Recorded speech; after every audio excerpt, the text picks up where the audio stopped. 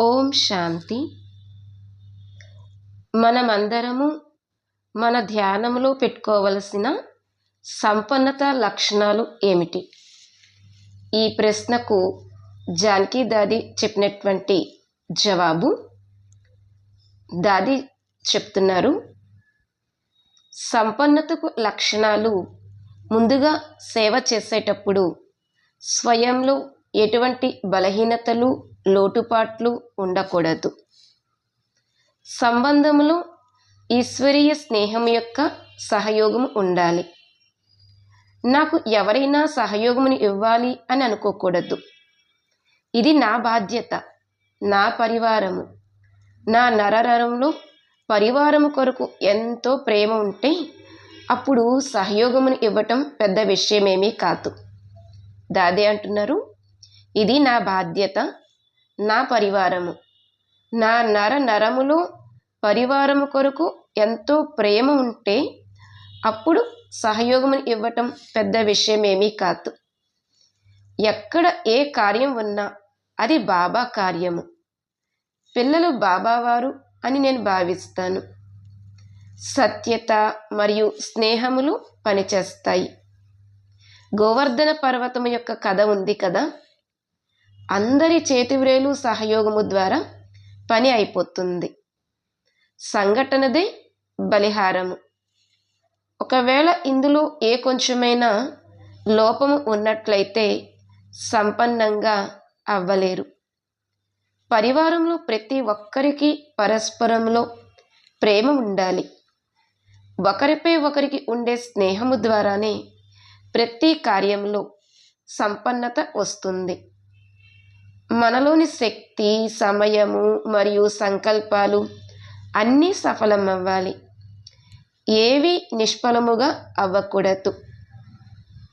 ధనము ద్వారా, తనువు ద్వారా, సంబంధాల ద్వారా ఏ సేవ చేస్తున్నా అది సఫలమవ్వాలి, నిష్ఫలముగా పోకూడదు. ప్రతి ఒక్కరిది అన్నీ సఫలమవ్వాలి అని లోపల సూక్ష్మంగా ఉంటుంది. ఇచ్చేవారు ఎవరైతే ఉంటారో వారు చాలా భావనతో ఇస్తారు. ఎవరైతే ఖర్చు చేస్తారో వారికి భావన గురించి తెలియదు. ఎవరైతే బండారిలో వేస్తారో అది మంచిగా సఫలము అయినట్లు.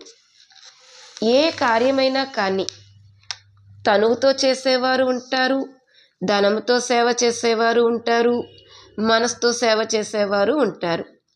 మూడూ సఫలమవ్వాలి. ఒక్క గవ్వ కూడా నిష్ఫలంగా పోకూడదు. ఒక్క మెతుకు కూడా నాలాలో పోకూడదు. బాబా పొదుపును నేర్పించారు.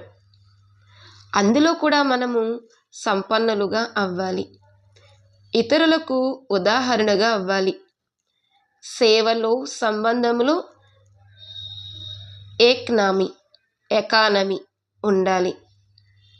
సేవలో, సంబంధంలో ఎకానమీ ఉండాలి. బాబా మన మనసును జయించారు. ఆ గుణము మనలో కూడా వచ్చినట్లయితే సంపన్నత వచ్చేస్తుంది. బాబా ఏది చేశారో దానినే మనము చేయాలి.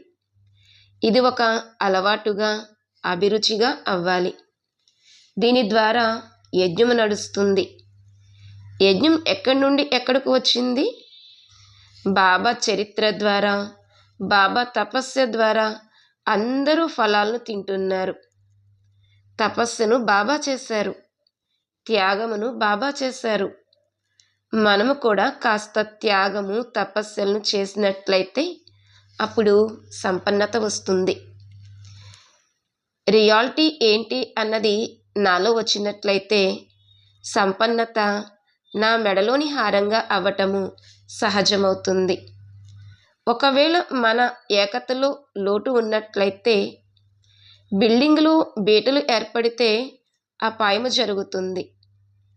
మనము ఈ యజ్ఞానికి స్తంభాల వంటి వారము. స్తంభాల ఆధారంతోనే బిల్డింగు నిలబడుతుంది. స్తంభాలకు కూడా ఒకదానికొకటితో సంబంధం ఉంటుంది. స్తంభాలు ఆడంబరానికో లేదా చూపించుకోవడానికి మాత్రమే ఉండకూడదు. బాబా మనల్ని 16 కళల సంపూర్ణులుగా తయారు చేస్తారు.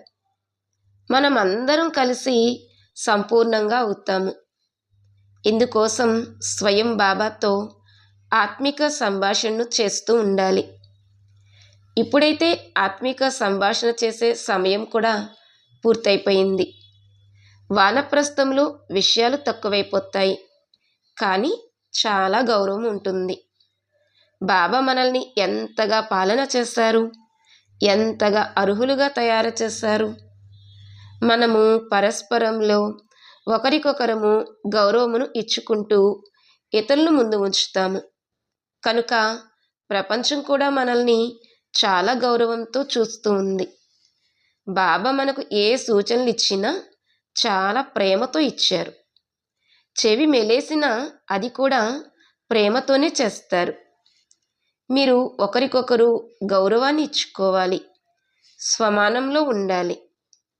చిన్న చిన్న విషయాల కారణంగా మీ సీట్ నుండి దిగిపోవద్దు.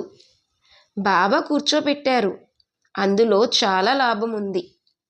ఇది బట్టి కాదు, కానీ సంఘటనా శక్తి ఎలా ఉంటుంది అనేది చూపించేది. ఈ సంఘటనయే బ్రాహ్మణ జీవితానికి శోభను తీసుకువచ్చేది. అచ్చా, ఓం శాంతి.